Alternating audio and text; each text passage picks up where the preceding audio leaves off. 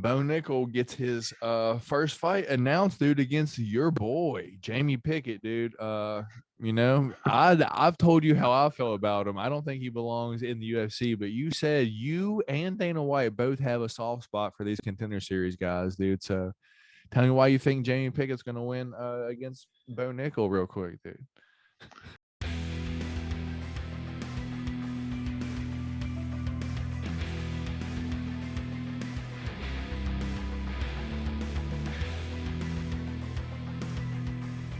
What's going on, y'all? Welcome back to the Golden Octagon MMA Podcast.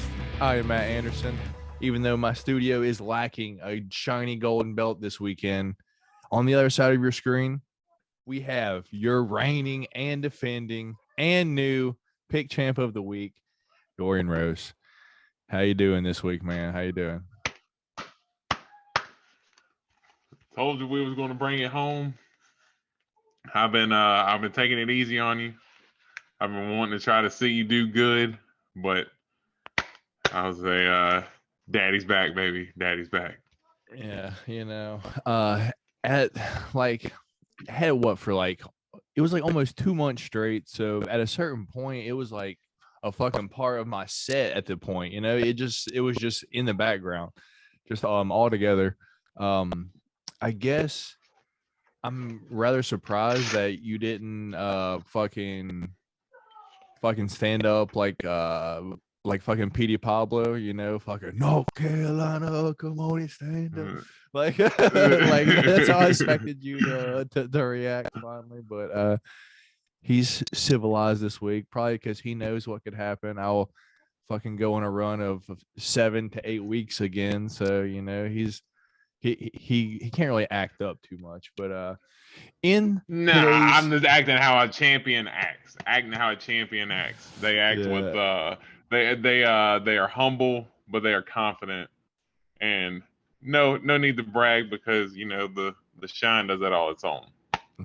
All right, man. All right. But so in today's video, you guys could look forward to us talking about this past weekend's fights, Mackenzie Dern versus Yan Xiaonan, the full card. We're going to give you our thoughts and opinions. We're going to give you some news and fight topics, UFC-related news, good shit like that. And usually we would talk about next weekend's fights, but once again, there's no fights for next weekend. So we're going to take a look forward to just a few of the betting lines for the upcoming pay-per-views. I just want to get a few of fucking Dorian's opinions on those. But aside from that, if you guys wouldn't mind, make sure you get to that like button as quick as you can, because if not, that 42-year-old like button will calf kick the shit out of your legs and then choke the shit out of you early round one, and we'll get to that. Subscribe if you are not. Comments are always appreciated down below, unless they're negative, and then you can shove those up your ass. So before we get started, take away from the fights, man, just overall before we dive into the individual fights themselves.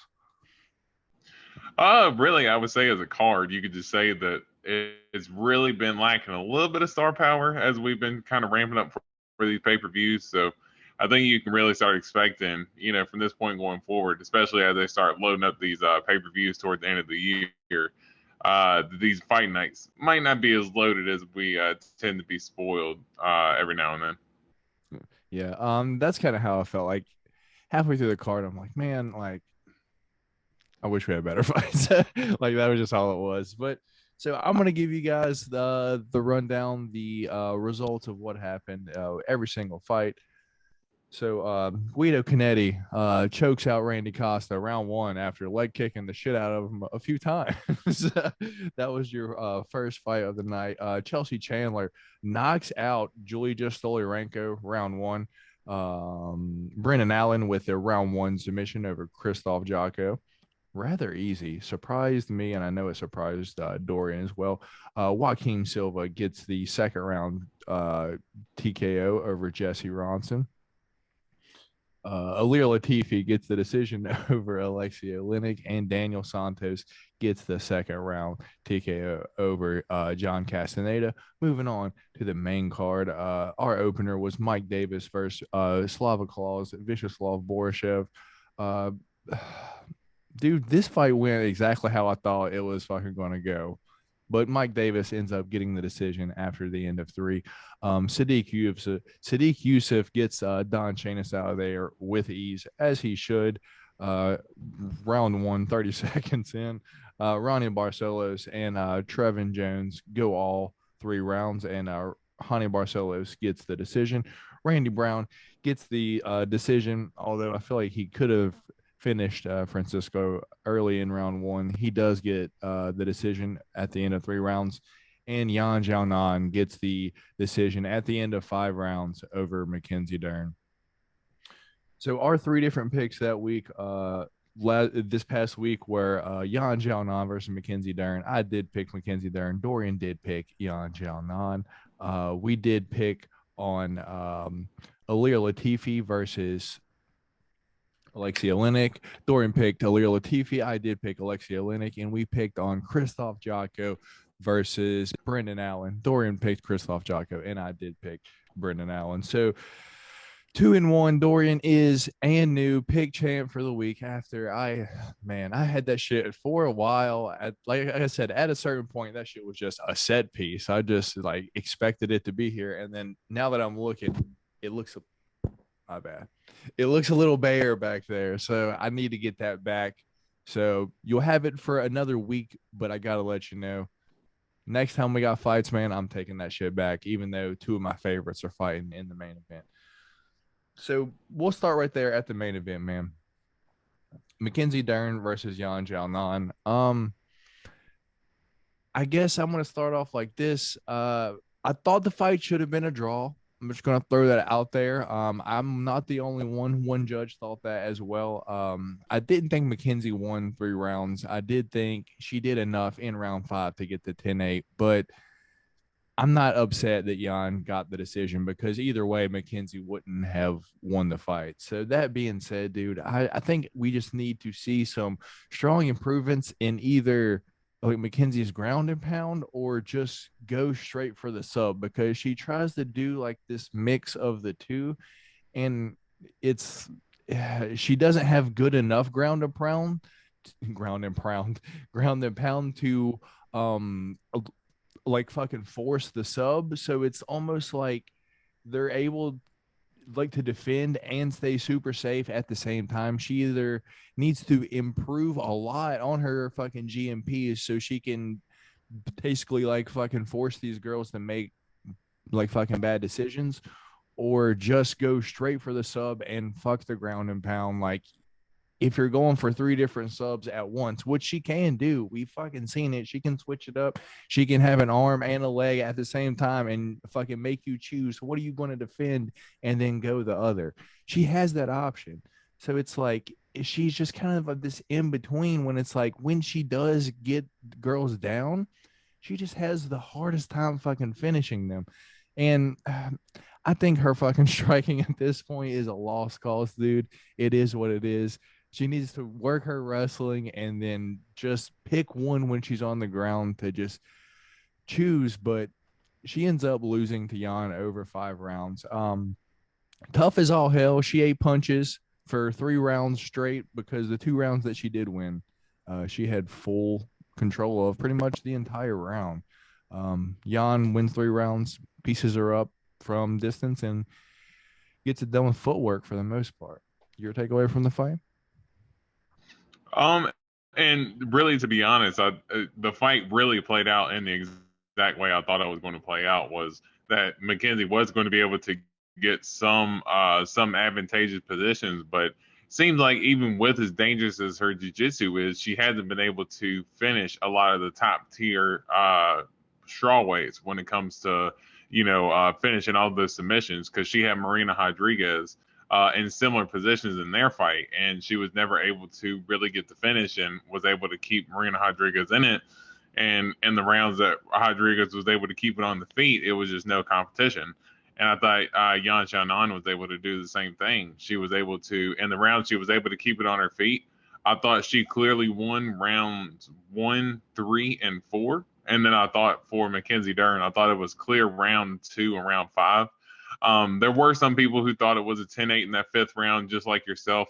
The only reason why I don't think so is because I don't think that Mackenzie really asserted herself to really assert that 10-8 in the judges' minds, because they're pretty stingy with giving out a 10-8 as it is in the first place. I mean, we've seen some guys absolutely dominate around, drop another opponent, and they're still not able to get the 10-8 in that round. But I don't think Mackenzie really did enough damage, even though she had the dominating position. And even in the last, what was it, about 25, 30 seconds left in the fight, when Jan was able to reverse the position and able to get off a little bit of ground and pound, and it didn't land ferociously, but in the judge's mind, in that last 30 seconds of the fight, they see Yan Xiaonan standing over her, throwing those big punches. So I think when you take that into account as well, I don't think you could really give Dern the 10-8, which I think the decision was the rightful decision. I thought that Yan won a clear 3 rounds too. Yeah, she for sure won 3 rounds of the fight. I just don't know if I agree with the decision at the end with the totals of the scorecards. Fair enough. So let's move on down to the co-main event, which really should not have been the co-main event, man. Randy Brown taking on Francisco Trinaldo. Randy Brown drops Francisco Trinaldo round 1 and just kind of looks at him, lets him stand up, and then just continues on with the fight. He pretty much stays at distance the entire time. At no point in this fight was fucking Randy Brown in any kind of trouble or anything like that. Any takeaways from this fight, man?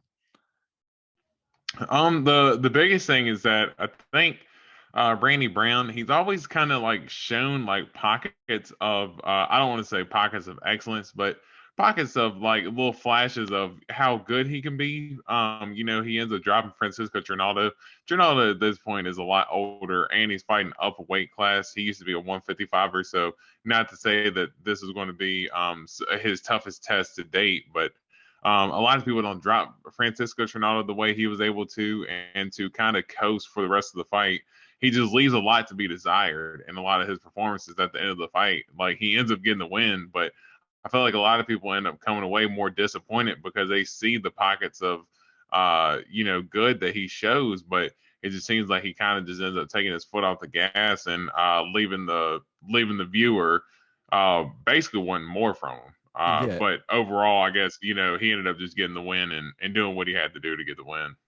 Yeah, like I almost feel like he for sure could have got the finish there if he just would have like landed like 2 or 3 shots, but it's like he just like looked at him and like fucking backed up. It's like, come on, man, just can you try a little bit? Can you try to get the finish? Like didn't try for the finish at all there. Yeah, sometimes he tries to get a little too cute in some of his fights, man. Like we were talking about last week with the shoulder rolls and stuff like that. He tends to get a little bit too cute and sometimes play with his I guess play with his food, you could say. But yeah, pretty dangerous to do that when you're fighting dangerous guys like Francisco Trinaldo. He just got away with it this time. Yeah, just way smaller overall. Fucking Randy Brown is massive for 170, and Francisco Trinaldo just not like definitely not a big like fucking 170 at all himself. So anything else on that fight, or you want to move on down? No, we're good. We can keep it moving. All right. Hani Barcelo is taking on Trevin Jones. Dude, I almost feel like this is why Hani Barcelos just doesn't really like impress me. It's like, bro, fucking Trevin Jones isn't this like absolute killer. He's good, but he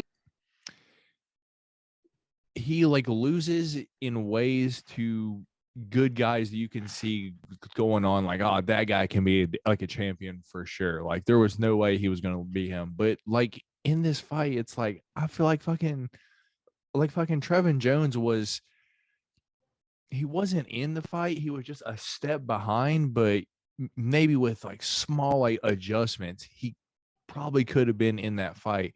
Hani Barcelo is still not impressing me at all. His gas tank did look a lot better this time than it did last time. So I don't know if like fucking maybe COVID had something to do with that the last time that he fought. But any takeaway from this fight?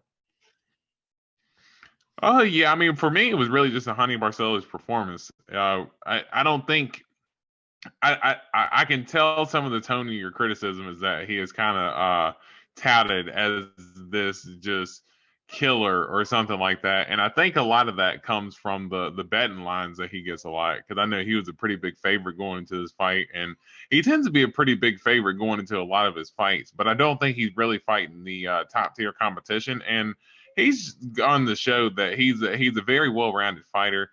He's a good striker. He has good wrestling. He can utilize the clinch really well.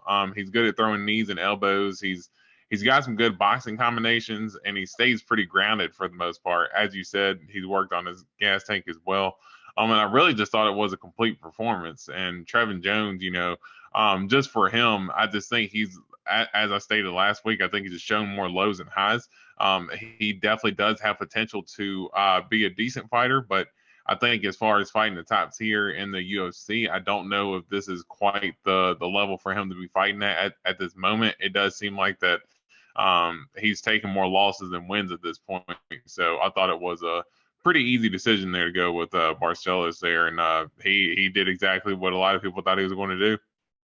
Yeah, I wasn't confident enough to throw in our fucking picks for the week as you were trying to, and I'm like, no.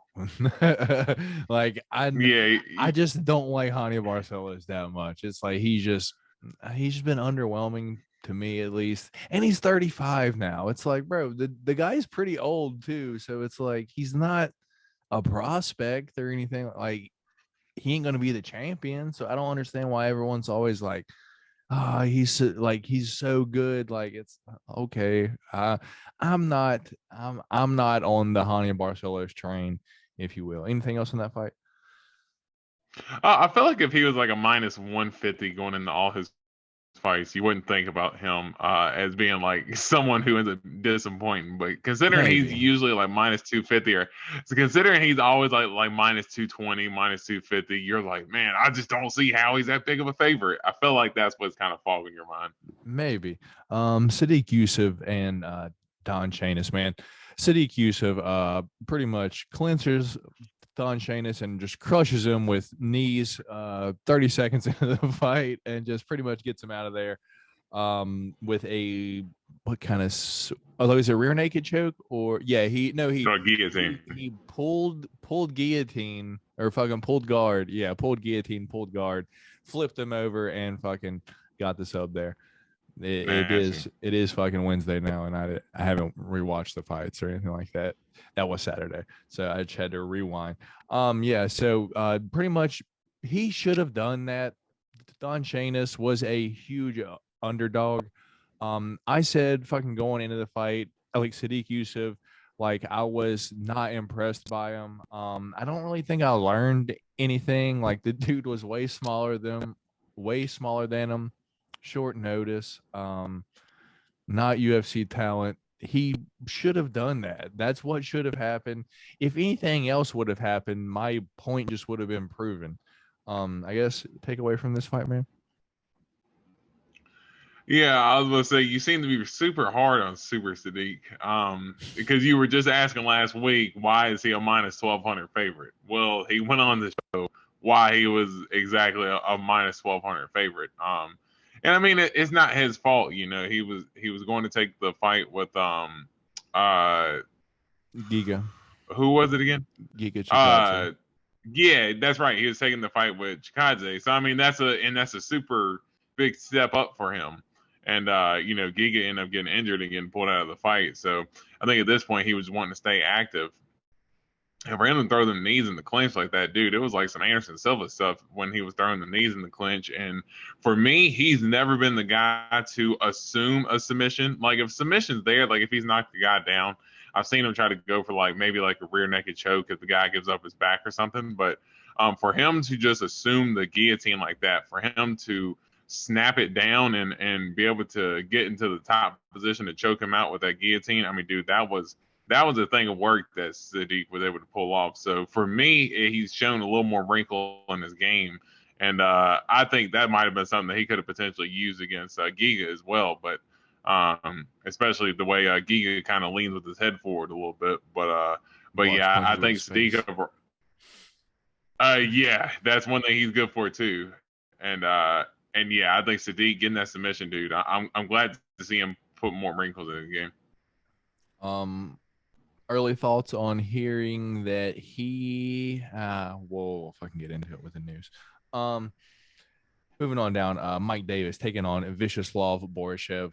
This fight went exactly how I thought it was going to go, to be honest. I thought it was going to be played out on the feet until Vyacheslav showed that he is the better striker. And once he started roasting Mike Davis's ribs, Mike Davis was like, oh, fuck this, and shot.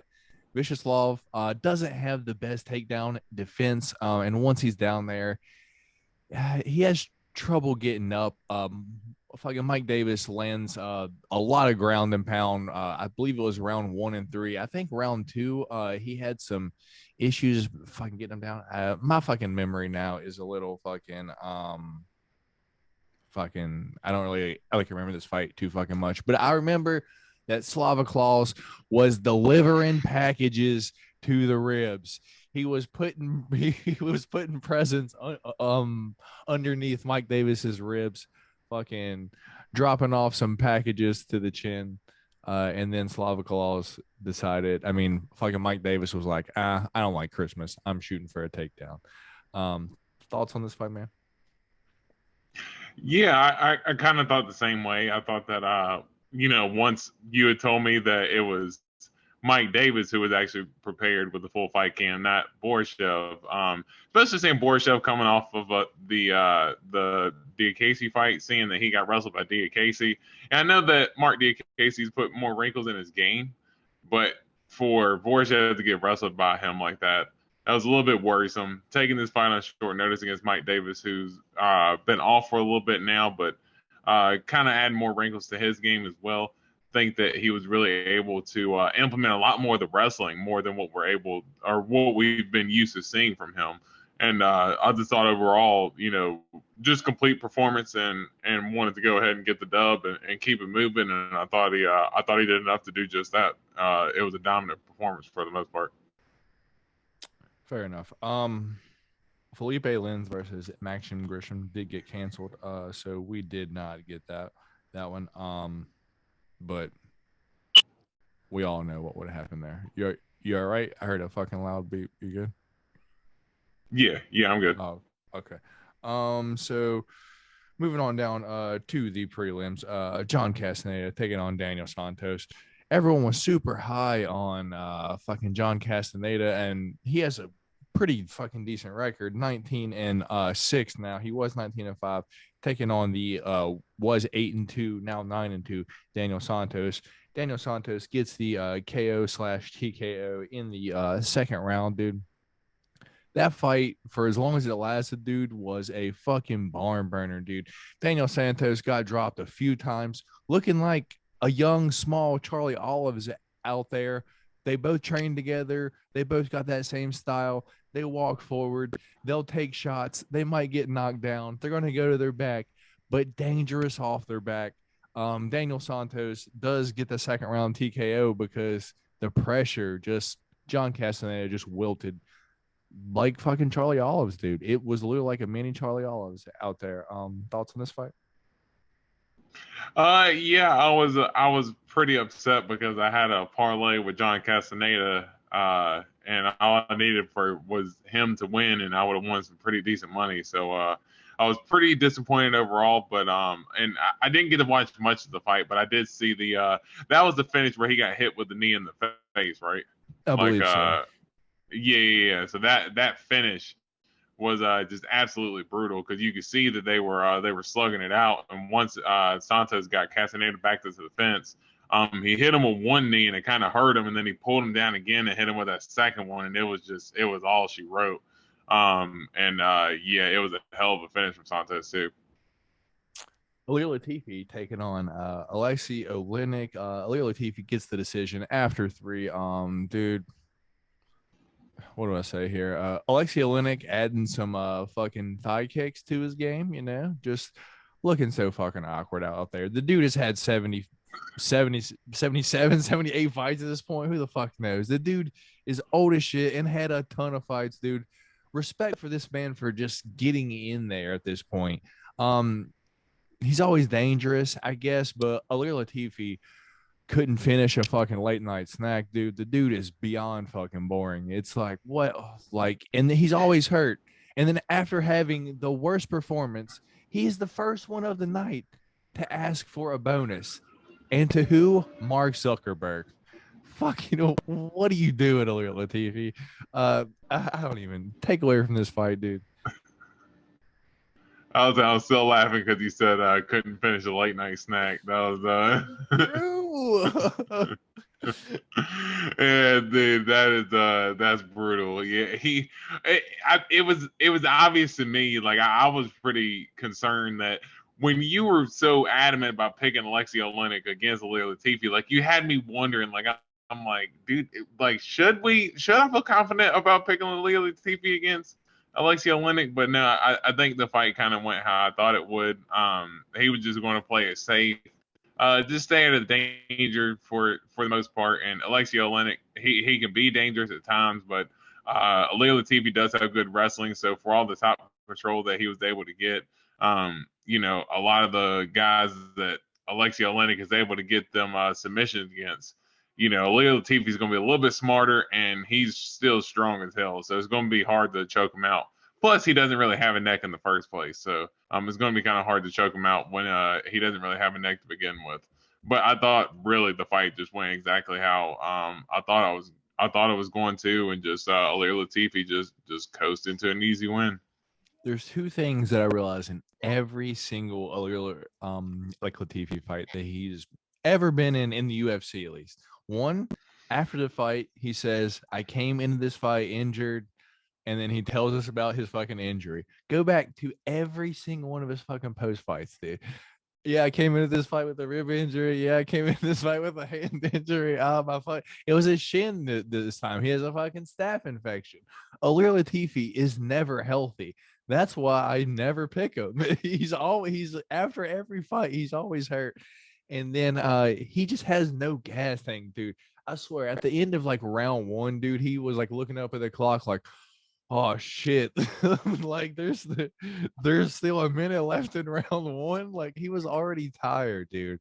If it was any better of an opponent, dude, Alir Latifi would have been done. You can count on that. But I'm gonna continue with picking against Alir Latifi from here on out. Alexei Oleinik does not get it done. Dorian picks right this week on that one. Joaquin Silva taking on Jesse Ronson. Take away from this fight, man. To be honest, I didn't really see too much of it. I think I was able to see the finish on that one as well. But I think the same thing as you were kind of thinking last week as well. Jesse Ronson, ever since he came back from that suspension, he looked a little bit slower. The fight was taking a little bit to kind of get going. But Jesse Ronson just hasn't really looked the same since coming back from that suspension. I noticed like in the first round, he was looking very, very slow and very fleet of foot. And I know it was a little bit of the filling out process. I know Dominic Cruz said, southpaw versus orthodox, that tends to happen sometimes. But it seems like he just hadn't been able to pull the trigger as much here lately. Jesse Ronson hasn't. Yeah. I'm trying to remember back to this fight, and it's just kind of slipping my fucking memory right now. I don't really remember what happened in this fight, but Joaquin Silva does get the second round KO over Jesse Ronson. Krzysztof Jotko taking on Brendan Allen. This is one that I was confident on Brendan Allen because I thought he's just the younger, more explosive, quicker fighter overall. But I thought that he was going to have some issues getting Jotko down because Jotko does have great takedown defense.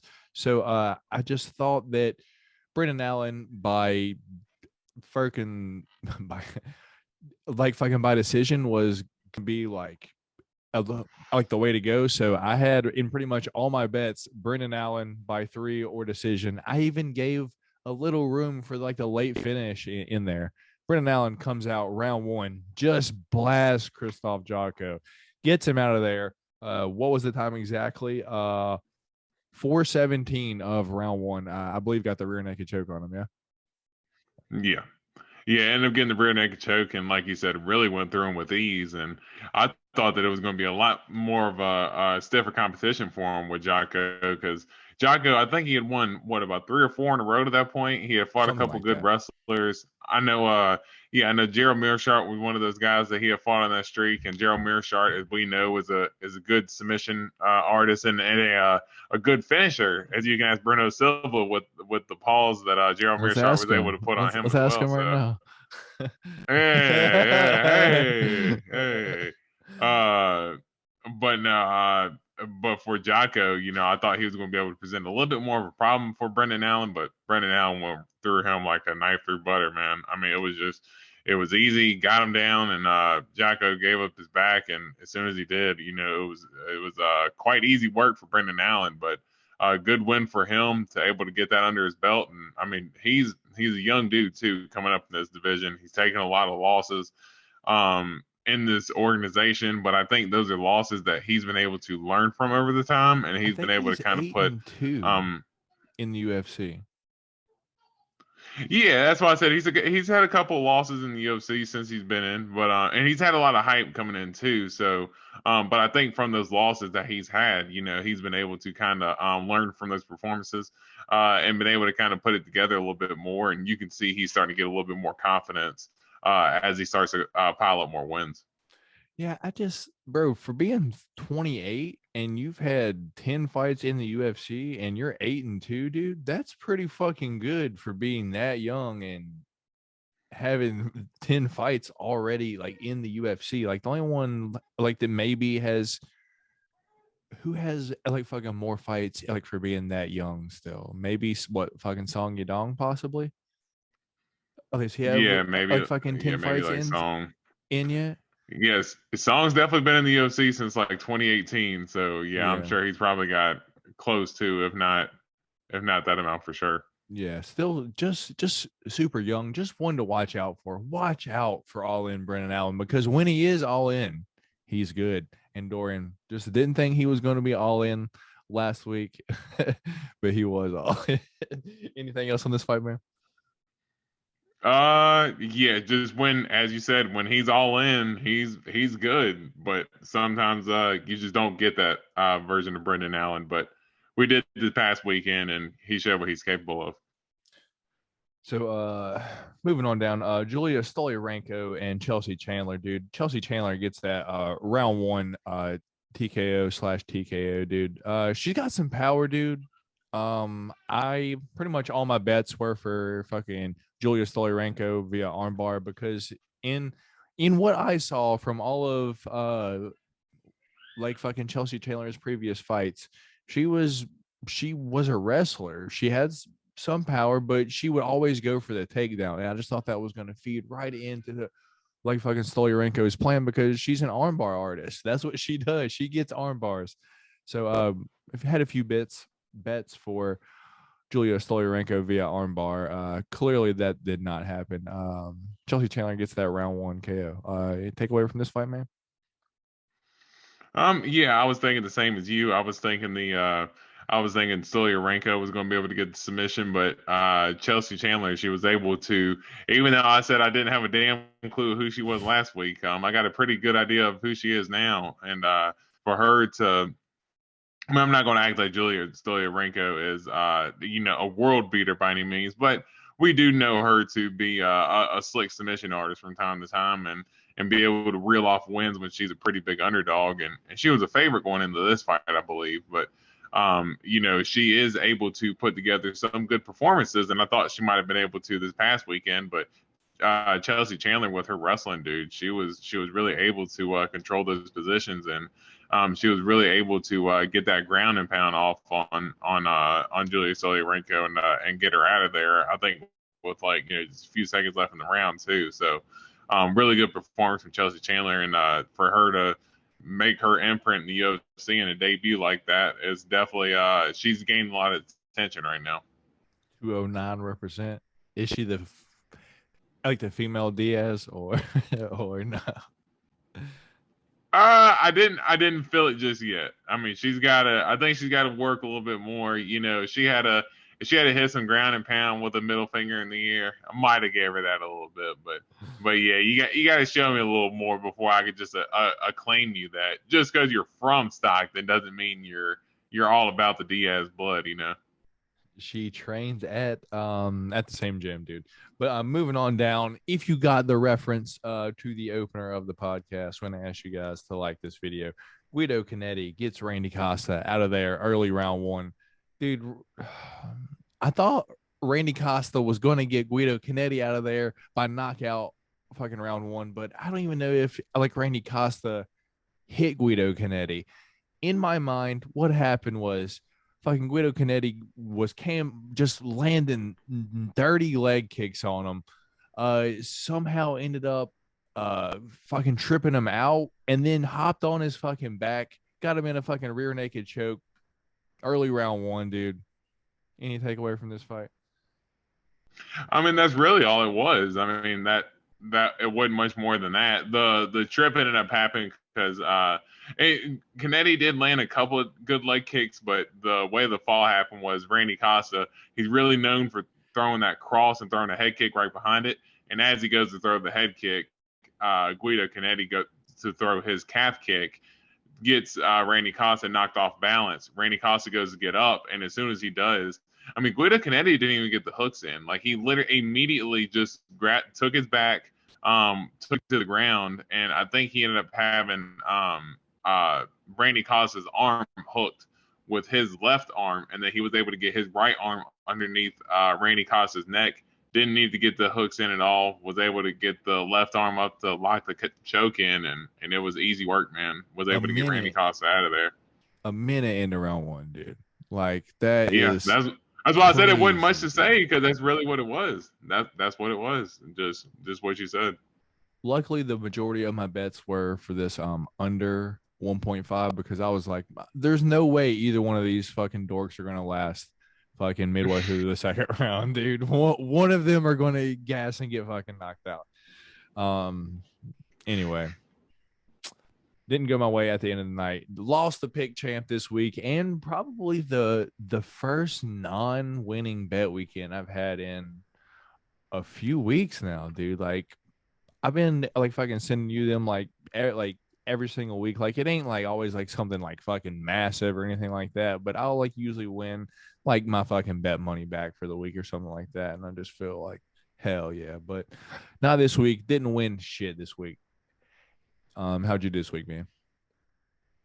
MMA didn't do so well for me, but I just did not feel good about a lot of the bets, so I did stay away from it. But I know I was kind of bitching about football, kind of biting me in the ass last week, but ended up paying up pretty good last week. Ended up hitting a few good bets on there. So even though I missed on a couple of my MMA ones, I was able to recoup on Sunday. Gotcha. Let me think here. All right, so we will move on down to the next topic of our fight news and fight announcements, things of those sorts. Anything that you want to shout out before we get started on the big news, dude, that you think that I may have missed? Man, the only thing I feel like I'm going to end up saying a little bit potentially what you might say. So, all right, so let's get into the elephant of the room. We talked about it last night, dude. I was like, he's gonna come back, dude. It came out today. The Trailblazer, my favorite fighter at 170, Kevin Holland, is back against the Wonderboy, Stephen Thompson, headlining the card. I believe it's December 3rd against the Wonderboy, Stephen Thompson. Did I say that already? I don't fucking remember. I was going on in a little fucking rant there. Good fight overall. Immediate thoughts on that, dude. Wonderboy's getting old, man, and he got KO'd by Pettis a few years ago. Kevin Holland's quick. He's got power. We've seen fucking Wonderboy get dropped, by fucking Dern Till. As I said, KO'd by fucking Pettis. Those are the two that comes to my mind right away. Dude, I gotta say, Kevin Holland should have this in the bag. Should be at least a 2-1 favorite, in my opinion. Thoughts on this? Yeah, I think Kevin Holland should be the favorite going into it as well. We were talking last night. We were asking if Kevin Holland was really going to stick to it because he kept saying that he was going to stick to his retirement. No, I'm done, you guys. But it really just seemed like he was trying to angle for something bigger. And I don't know if he ended up getting a bigger check for this fight coming up. But if he did, kudos to him. And maybe ended up getting the more stylistic matchup that he was kind of looking forward to as as he tends to progress his way up the division. And I think fighting a guy like Wonderboy, I think it'll get him to where he's not going to be too far off track, because if he ends up getting a win against Wonderboy, even with the loss against Hamza, it's not really going to deter him that much as regards to the welterweight division. So it's a fight that I do really like for both fighters, really. But I think they're getting some Kevin Holland's getting some get back, or getting some get right, because of the way that he ended up taking the Hamza fight. Fair enough. So that's pretty much the big news that I pretty much just was ready to fucking talk about for the day. So let's move on down to our regular fight announcements and all that good shit.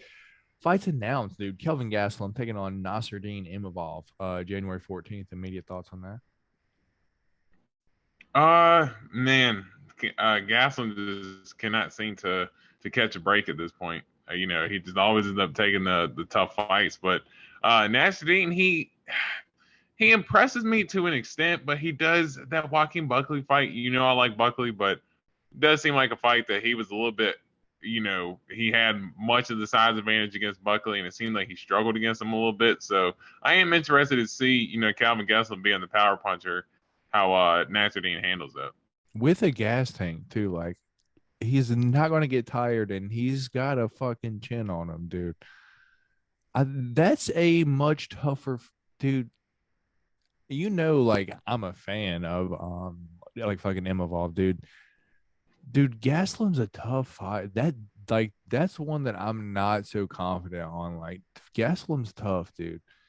So up next, dude, Armin Saryukin taking on Damir Ismagulov, dude. It's like fucking like Damir Ismagulov getting no easy fights, and then at the same time Armin like Saryukin getting no easy fights, dude. They're both just getting like all contenders, dude, and it's like I guess they have lost now, but it's like, bro, they're both so good still. Like, they proved in their fights that they're still top of the line now. So immediate thoughts on Armin Saryukin taking on Damir Ismagulov? Yeah, just two young up and comers in the lightweight division that a lot of people are excited about. And Armin Saryukian, I mean, I believe he's 26, 27. I mean, I think he's, lower 20s as well. And again, fight nothing but killers. He's fought Islam. He's fought Gamrot. He's getting ready to fight Ismagulov now. So no easy fights for him. And Ismagulov, he just came out the fight with was Gamrot, correct? Or I'm sorry, not Gamrot. Gamzatov. Yeah, that's who it was. Is it uh Matus Gamrot? Yeah, it's yeah. You're right. No. Gamrot had the fight with Saryukin. But who did Uzmagulov have the fight with? That's what I was trying to think of. But and once you say, I'll be like, oh yeah, that guy, because it was a really tough fight too, and he wasn't ranked either. But no, I think he's one of those Georgian guys. But anyway, I don't want to get bogged down at this point. Just to say, Uzmagulov also had tough fights. Guram Kutateladze. There you go, Kutateladze. Yeah. But I was like, Guram, because it was his like, dude, they fought on the same card too, and you fucking got them like, or like the week after one another, and that happened last week too. Yeah, like the last time they fought was Gamrot and Guram, but they're so close. Yeah, I got you. Yeah. That's what it was, and I do remember doing it last time too, so doing it this time, but overall, Gamrot and Ismagulov and Saryukin, that's gonna be a really fun fight. And Bruce Buffer is gonna love saying those names. Yeah, Bo Nickel gets his first fight announced, dude, against your boy Jamie Pickett, dude. I've told you how I feel about him. I don't think he belongs in the UFC, but you said you and Dana White both have a soft spot for these contender series guys, dude. So tell me why you think Jamie Pickett's going to win against Bo Nickel, real quick, dude. I didn't say that I had a soft spot for the contender series people. Dana does, because it just seems like, dude. I mean, we do see at this point Jamie Pickett. I mean, I know that's your guy, and I know you don't want to see him potentially take these bad matchups, but no, it does seem like they do tend to hang on to those fighters because maybe where they have the more name recognition, and even at this point with Jamie Pickett, we know that he's not going to be a top tier fighter, but for Bo Nickel, someone that is going to be an experienced fighter, someone who's been in the UFC for a little bit, so there's going to be a little bit of name recognition. And for Bo Nickel, I mean, it should be a pretty easy matchup, but we know this is UFC and anything's capable of happening. But I'd imagine Bo Nickel is going to be at least like starting betting line. They're going to be at least minus 400 favorite. Dude, I cannot wait to have that as the opener for the podcast. So, Dorian, tell me why you think Jamie Pickett's going to be Bo Nickel. They're going to be like, what? I got to see this. And they're going to watch an hour into this podcast. They realize we were just bullshitting. But you guys need timestamps. So, moving on down, Michael Morales taking on Rinat Fakhretdinov, dude. Tough fight. Both good prospects, dude, but Michael Morales just a massive dude overall, a monster. How do you think that one goes? That should be a really tough fight. I should have set this up like hard. this. Do you know who Rinat Fakhretdinov is? The name does sound familiar, but of course, Okay. I'm familiar with Michael Morales. So yeah, Morales, he's that dude. He's a savage, man. So I'm always excited to watch him fight. But yeah, I'm not familiar with his opponent that much. All right, we got Drakkar Close taking on Mark O. Madsen. So thoughts on that? All right. Josh Parisian taking on. I just woke up. Sorry. Josh Parisian taking on Chase Sherman on November 5th, dude. Chase Sherman, I guess got a new contract still in the UFC. Ronnie Lawrence versus Cameron Simon added to UFC 282 December 10th. Rafa Garcia taking on Mahashete, and that's December 17th. Good fight, yeah. Well, Rafa Garcia, and who was his opponent? Oh yeah, nah, Mahashete, yeah, he's a savage. So yeah, that should be a really good fight. We got the return of Cheyenne Velisma. She's going to be taking on Corey Poppins McKenna December 17th, man. Corey McKenna, she's still in the UFC at this point. Indeed. Has she for some reason I feel like she's been like very up and down, almost like Chase Sherman. Yeah, just like you said, Chase Sherman earlier. Really surprised to hear him in the UFC as well. All right. Let me set this up for you. Do you remember I believe it was the second to last week of Contender Series, Estela Nunes got that fucking nasty head kick, like the only head kick. Yeah. She's gonna be fighting Yasmin Jauregui on Orlando December 3rd, like UFC Orlando. She was one of the two Yasmins that fall on the main card of this fucking San Diego card. So just to throw that out there, she was the one that won. So the one that got the contract with the head kick from Contender Series is going to be fighting the Yasmin that beat the other Yasmin in San Diego. So good fight, yeah. It was the two young chicks, right? The Yasmins. Yes. It was like the two young chicks. Yeah. Man, that should be a really good fight. And then Nunes with that head kick, she looked like a damn savage in that Contender Series fight. So, yeah, that should be a really good fight too. So, Jasmine looked super tough in her last fight too. So I like the matchup. All right. One other big news that I think popped up either yesterday or earlier today. Aspen Ladd signed with PFL, man. She said she signed for 145, not 155. So I guess she doesn't plan on fighting Kayla Harrison at 155, dude. But does like fucking PFL also have like Cyborg, or is she like fucking Bellator, or is she fucking boxing? She can go wherever she wants now.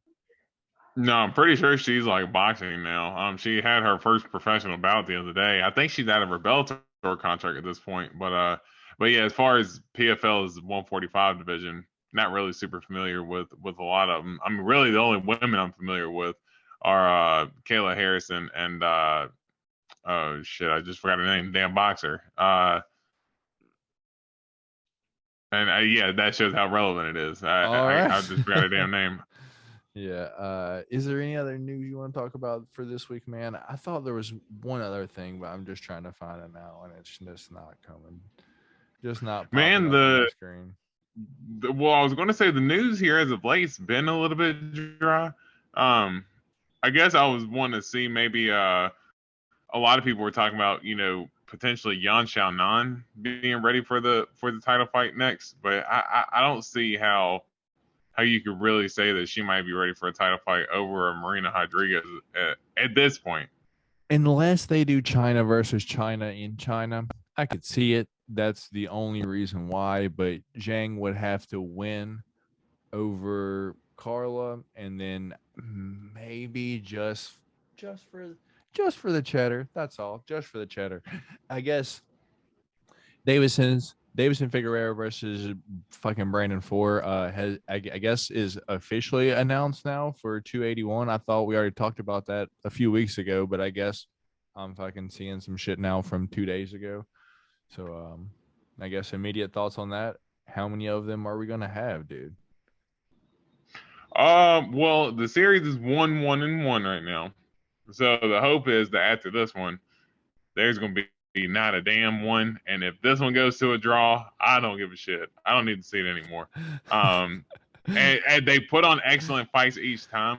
Can you believe Davison Figueiredo is actually going to be the only fighter in UFC history to fight the same opponent 4 times in a row?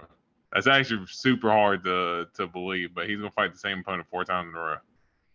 I mean, he probably had the opportunity to fight someone else after he like fucking lost the championship, but he fucking wanted I to believe it was fight a Kai. third fight. Yeah, yeah, I believe it was Kai because Kai kind of insinuated that he was offered the fight, but Brandon Moreno was the only one who was willing to take it. So that's why Kai Car France has so much respect for Moreno for taking that fight, and they made it an interim fight.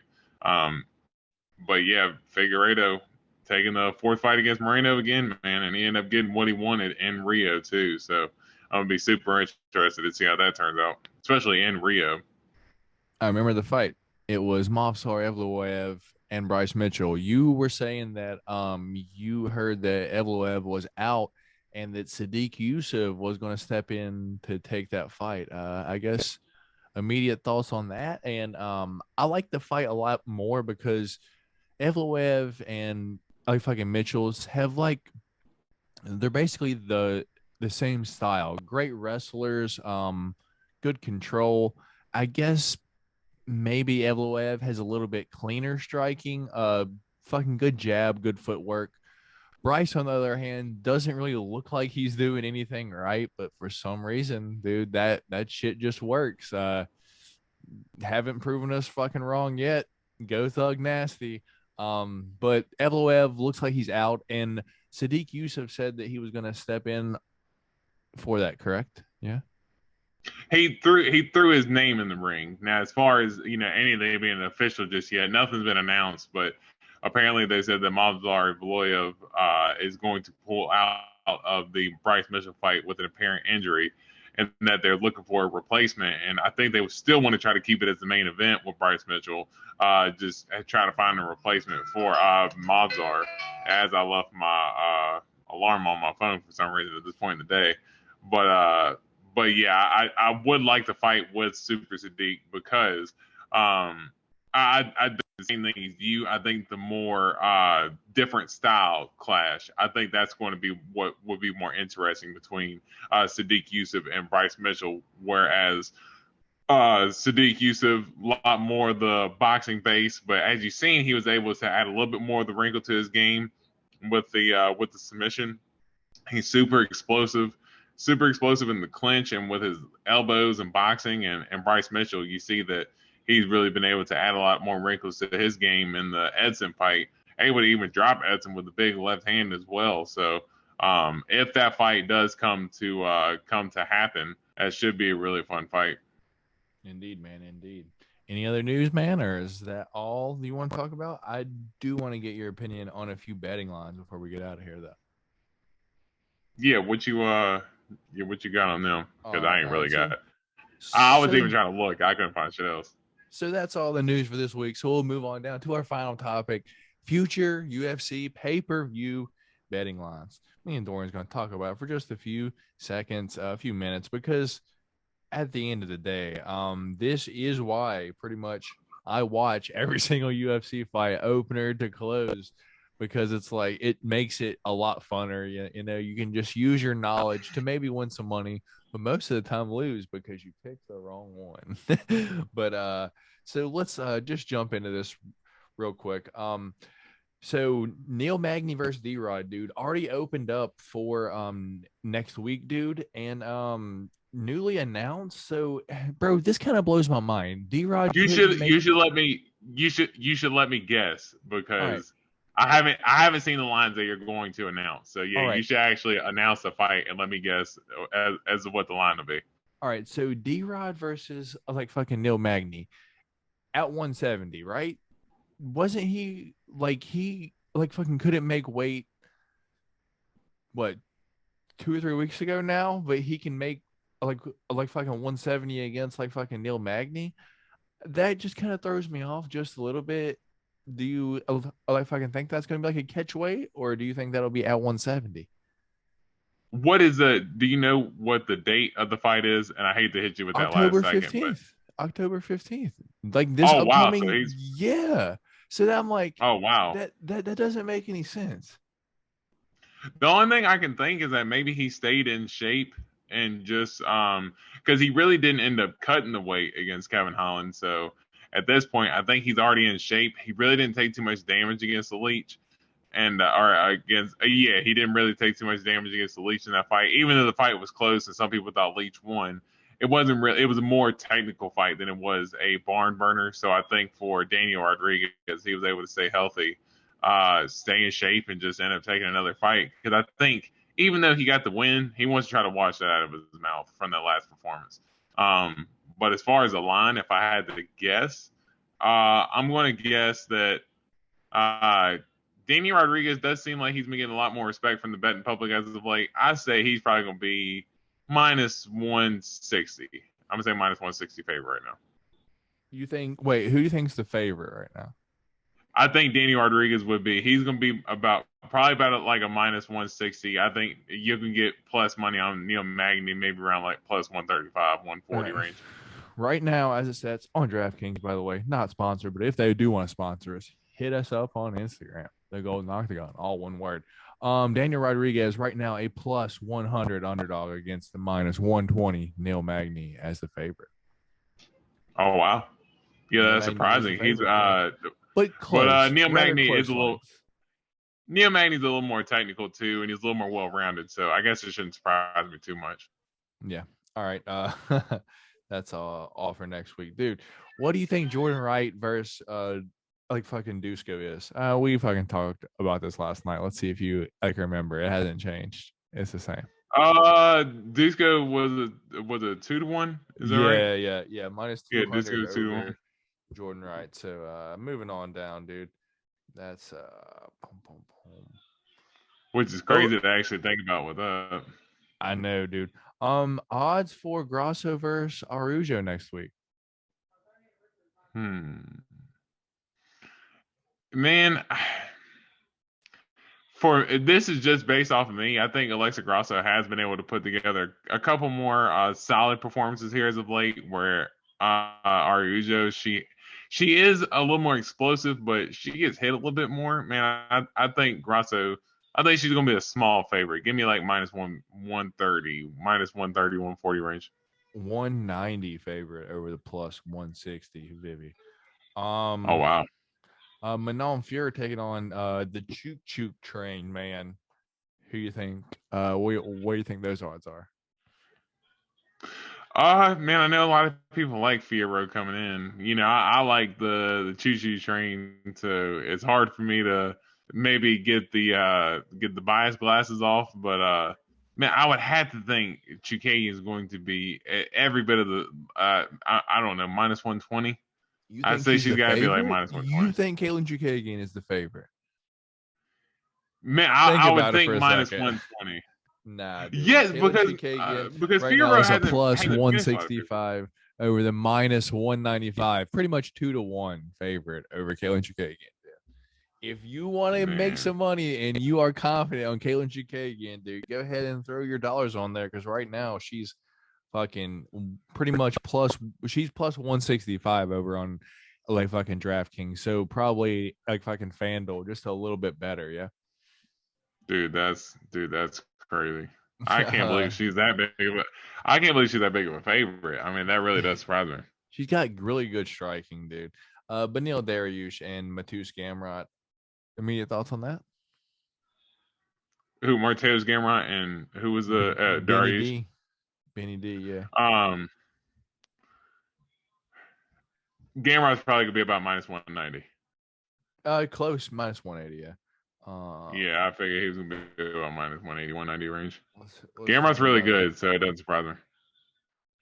Let's find another solid one, dude. Okay, these have changed a little bit, dude. Sean O'Malley, Peter Yan right now. Sean O'Malley, Peter Yan.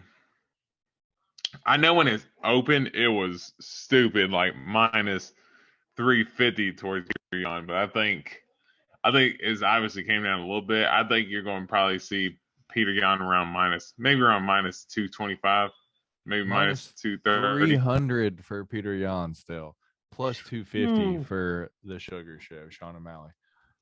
That's crazy.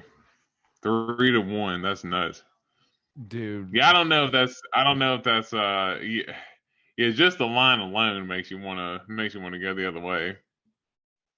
They always say bet the line, not the fighter. Dude, we won't see this line for a while. Mahmoud Muradov taking on Caio Bahia.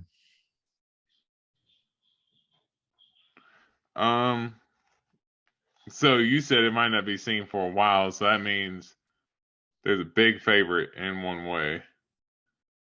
No, it's a close fight.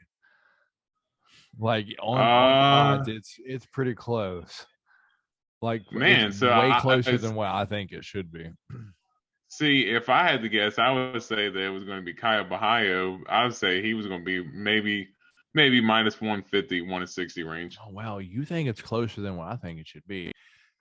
Like, fucking Caio's a minus 225 favorite, dude. I fucking think, dude, fucking Mahmoud's not that good. No, that's about where it should be, though. That's about where it should be. Yeah.